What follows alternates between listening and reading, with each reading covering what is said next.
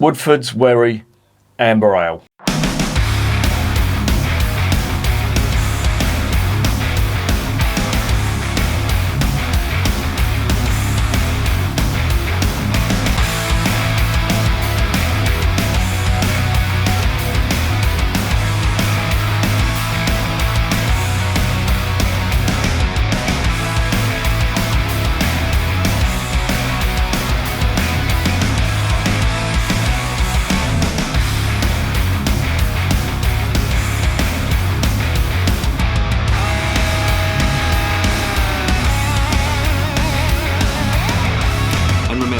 Life is too short to be drinking shitty beer.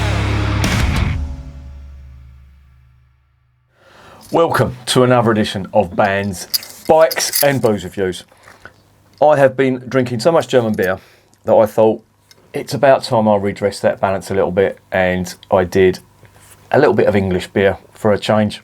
And I've been trying to rack my brain as to where I got hold of this stuff, this Woodfordes Wherry, and for the life of me, I can't remember. Was it in Aldi's or Lidl's? Maybe one of them. I honestly can't remember. But here I am. Now, I reviewed this about 3 years ago, and I've tried it before, obviously, and I have to say, it wasn't that great. And I will tell you exactly when I tried it first. It was in 2012, I think it was. And a mate of mine, who's sadly no longer with us now, Phil, God bless him, he was a top fella, real nice bloke, funny bastard, and one of the best jazz pianists in London. But he was a beer monster. He loved his beer, and he used to have these legendary parties around his house where he'd invite all his musician friends, all his mates from the pub, and honestly, it was like two worlds colliding. You had all the rough lot from the pub, which was us, and you had all these jazz mates who were quite posh. They all come from sort of Muswell Hill, around that area, which is, if you know the area, that is posh. Not for the likes of a rough bloke like me. But we used to have parties around his house every year. He'd have a summer party. And I remember one summer he got hold of a box, would you believe? I don't think they do them anymore. But it was a box of this ale. And he said to me, I've got hold of this Woodfordes Wherry. So have you ever tried it? I went, no, I've never heard of it. So he cracked it open at the party, and it was quite disappointing.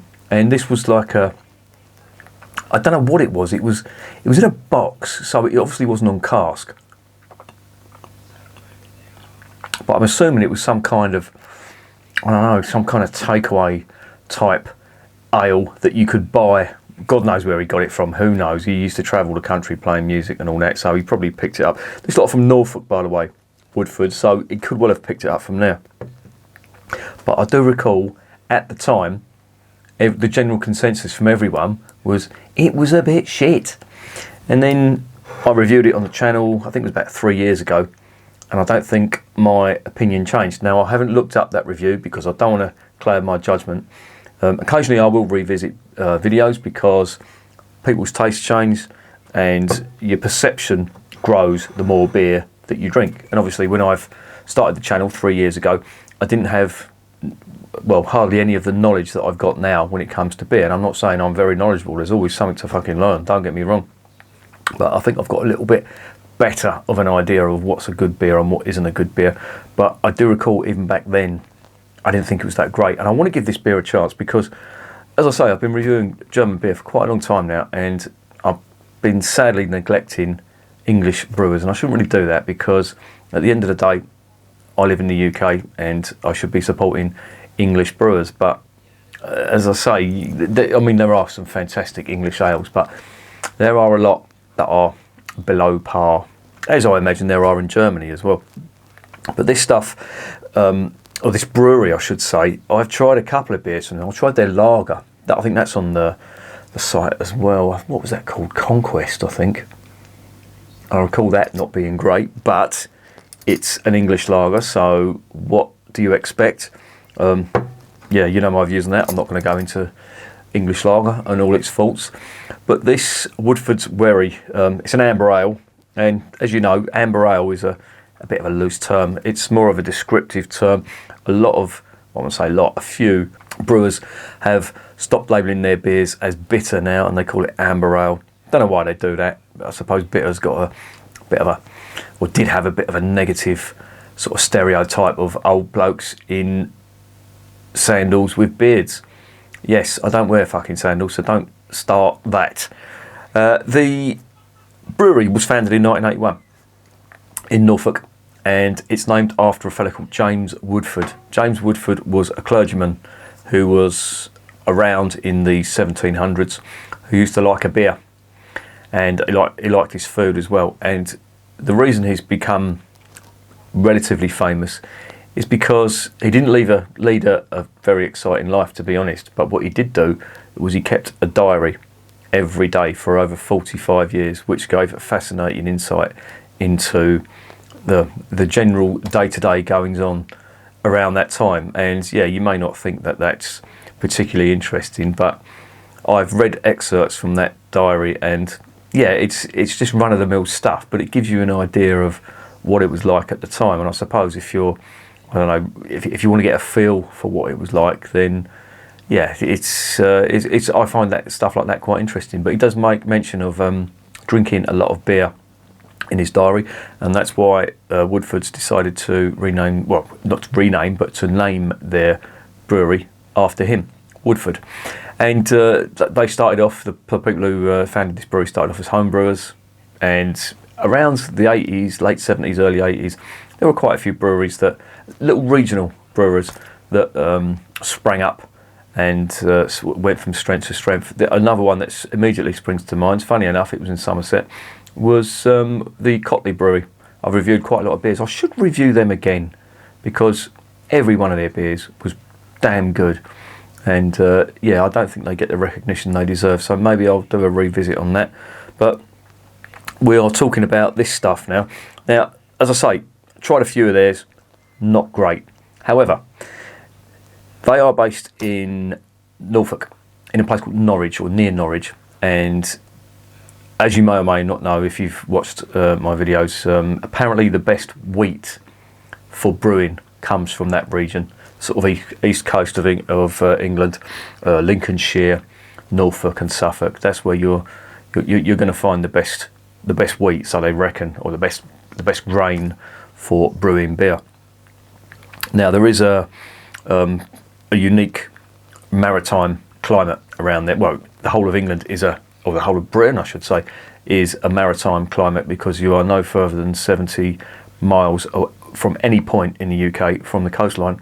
So when you take that into consideration, we take that for granted. We are unique in that we are a very good beer brewing nation, and we have unique characteristics in the ingredients in our beer, in that all our malt and all our hops are grown in a maritime climate.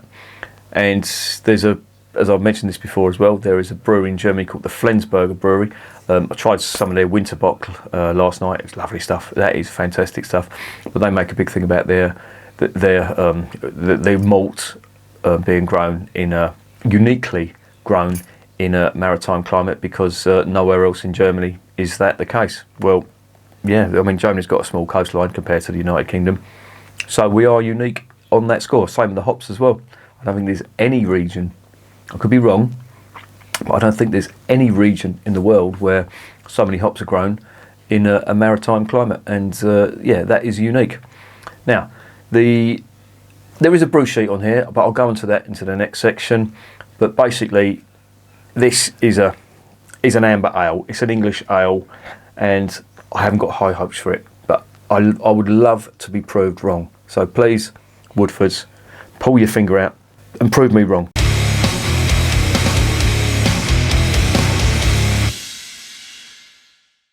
Right, this is a 500ml bottle. It is 3.4%. So 3.8%, I should say, not 3.4. So it's a very good session beer. Now, people have differing kinds of ideas about what's sessionable and what isn't, but 3.8, I would say, is the start of it, really. If you want big flavour and you want a sessionable beer, then you're looking at about 3.8 to between 4.5 max. Personally, I would say about 5%, 5.2. I've done it many a time, so you can argue whether it's sessionable or not. I've done it. What does it say on the side? Supreme Champion Beer of Britain. Well, yeah, that doesn't mean much, but go on. Mighty fresh and zesty, our award-winning rich amber ale enjoys floods of flavours as sweet malts clash with grapefruit hops and big floral aromas in a sensory strike. Set sail on an epic taste adventure. The grapefruit, that's worrying. What else does it say on here? Not a great deal. Woodfordes.com, don't drink this when you're pregnant. I'll bear that in mind for the next time that I am pregnant. Supreme Champion Beer of Britain. Right, hops. There's 3 varieties in there. You got what's known as Savinski, or as you and I know them, Styrian Goldings, from Slovenia. And they are, believe it or not, they're not actually Goldings. They are descended from Fuggles. And then Fuggles originated from the United Kingdom, and they were imported into, as it was then, Yugoslavia. Slovenia was part of Yugoslavia, and they developed their own strain or their own breed of hops over there, and they called them Styrian Goldings for some reason, and not quite sure why they called them Goldings, because they're not Goldings, and they are great hops though. I've seen them in quite a few beers, tasted them in quite a few beers, and their characteristic is that, or well, kind of like they do have some of the characteristics of a Golding, but then again they don't. So for example, there's quite citrusy flavours like lemon and lime in there, which aren't characteristic of a Golding, certainly not an English Golding or an East Kent Golding. But there is a fair amount of earthy notes on there as well. And if you do use this in brewing, it's not really a bittering hop, you use it as a late addition hop, so it gives it aroma and it gives it flavour. The other hop in here, or one of the other 2 hops that are in here, is a Challenger. They use Challenger hops, which are lovely hop. Had it in quite a few bitters. It's a great bittering hop, and if you add it late to the boil, you get spicy notes, which is where it really does shine. Your English bitters, they do contain that black pepper spice. It contains woody notes as well, and notes of green tea. So if you've ever had green tea, you know that kind of grassy type flavour. It's got them as well as a late addition hop. And of course, last hop in here is Goldings, genuine Goldings. These Goldings come from Kent. The Challenger hops, believe it or not, come from Wye in Herefordshire. And Hereford, Kent and Worcestershire are the 3 main regions where you get good hops. And the Goldings, as I say, they come from Kent. And Goldings are spicy, slightly sweet and earthy again. So perfect for an English style ale. So there you go. The malt, there's no mention of the malt. So without further ado, let's get on, get this open, see what's going on.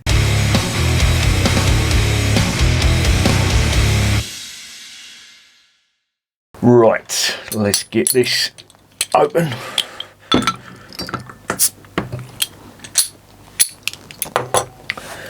Oh, and it's fizzed up, and that is not a good sign, because that is really lively.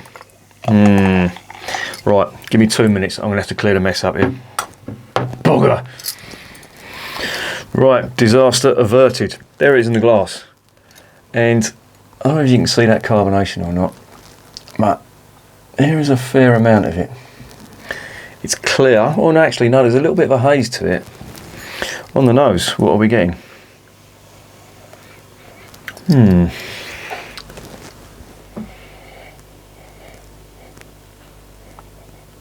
I can definitely get them earthy notes, but there's quite a bit of caramel on there too. Aromas aren't big. Oh, there's almost some biscuit malt on there too. Biscuit, caramel, earthy notes, touch of citrus, grapefruit maybe. Not sure about this. Head's dissipated really quickly too, and it's very fizzy. That is not a good sign. Okay, wish me luck.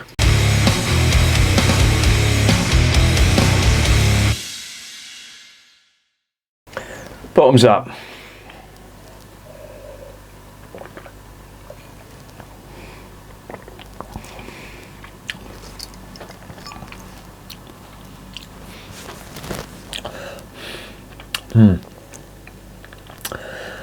I don't know about this. There's definitely grapefruit notes on there. There's a distinctly wood stroke earth type mix on that, and a slight amount of biscuit malt on it, but to be honest, it doesn't really fill me with great enthusiasm. It's medium bodied, and as you can see, there's not much of a head on it. There's a definite haze to it though. Let's dive in again.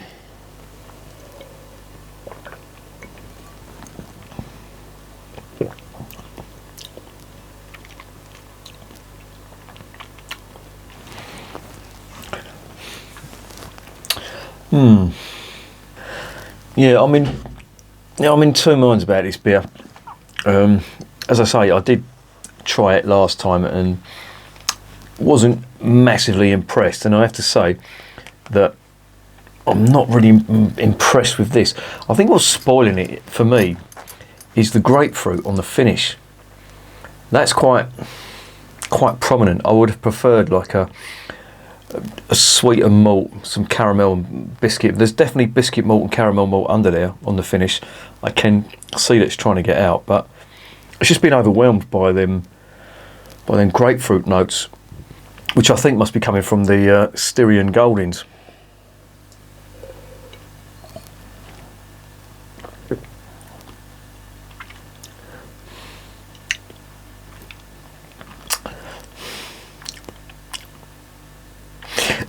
There is flavour there, don't get me wrong, but it's all over the place.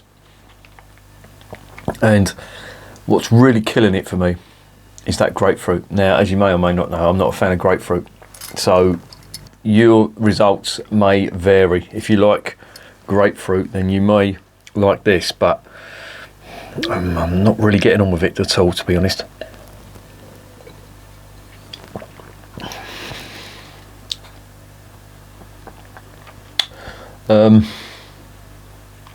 It's good points. What are the good points? Body on it is okay. Mouthfeel isn't bad. There is some caramel and biscuit malt on the finish, but it's just ruined by that grapefruit seam. And don't get me wrong, this is not attempting to be one of these new world craft beers. I get what they're trying to do. Who could be a good comparison? Maybe, I know this is a different style of beer, but if you can imagine what the Bengal Lancer IPA is that Fuller's do, then that is the top of the tree, and that's got a heavy, zesty marmalade type aroma finish on it as well. The aroma is, and now that is smelling almost like burnt wood. I don't know what that is, but I'm definitely getting that grapefruit on there too. And I mean, they're not massive flavours, but look at the glass. Look, there's no lacing on that whatsoever. That's always a bad sign, in my opinion. When you've got good lacing on the glass, it means you're sort of getting there with a good beer. If you haven't got that, it's rare in an English ale that this is going to be good. The head has gone completely, and I'm struggling with this. I'm trying to find the good points in it, and I want it to be good because it's an English beer, but I have to call it from what I've been presented. And again, there it is in the glass. It's slightly lighter than that chestnut colour. It is quite an amber colour, and there is a haze to it too. But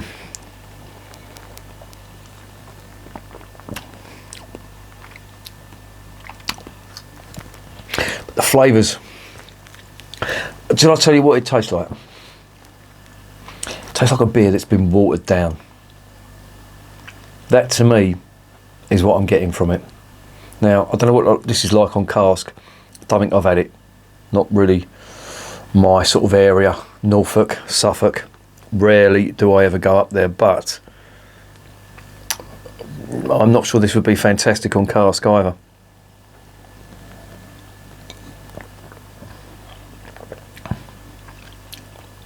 In fact, it is almost tasting like a cask beer now, because the carbonation has all but dissipated on there, and the general feel of it is it does sort of go down and taste like, well, not taste, but mouthfeel, etc. is very much in keeping with a cask ale, but not a very good one, I have to say.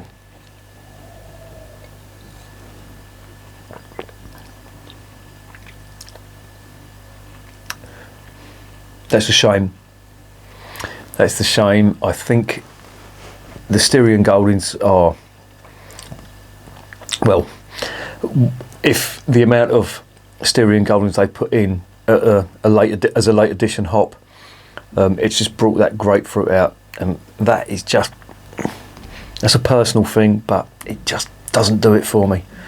I'm not really one of these massive grapefruit fans at all. I don't like it on its own. I don't eat grapefruit, and I don't think, well, I'm saying it doesn't have a place in beer. I mean, people would disagree with me, and you know, they may have a point. Some people like it, certainly in your West Coast IPAs. That's heavy on the old grapefruit flavours, but for me, I just don't like it. Just don't like that bitterness that it brings with it.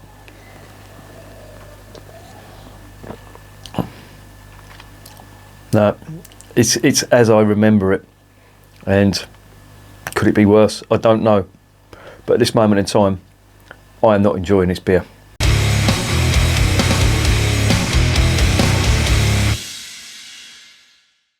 So what is the verdict on Woodfordes Norfolk, or Woodfordes of Norfolk Wherry Amber Ale? Well, do you know what, in between this interval of me doing this and what's the verdict, I'm debating whether to chuck it down the sink.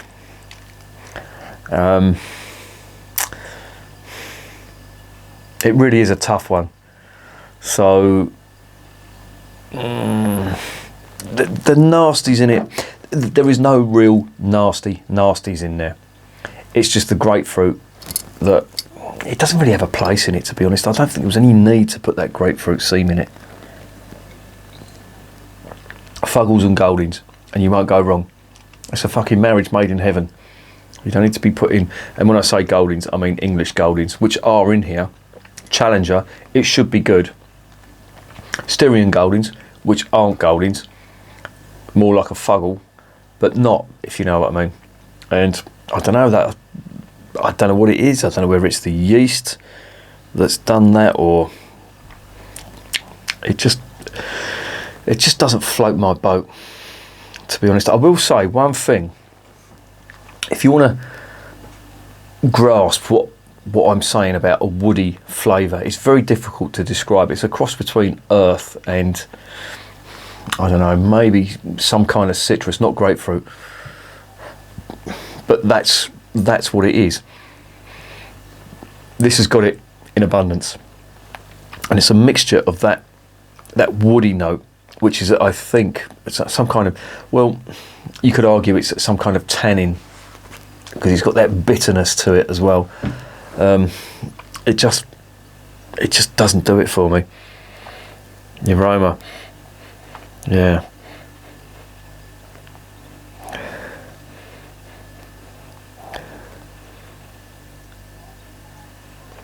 It is like a tannin, like a very bitter, spicy note that's on there, like the black pepper, definitely. But then it's mixed with that grapefruit, and it just ruins it for me. I can get the hop character in this. That's the annoying thing about it. I just think they might have made a mistake with the choice of hops. Challenger and Goldings, yeah, great hops, great English hops, but it just doesn't work in this. And the body, when I say is medium, it's bordering on slightly watery now. Now that I've got that far down with it. I mean, fucking hell, for a beer that I'm considering chucking down the sink, I've drank a lot of it. What mark am I going to give that? I don't know.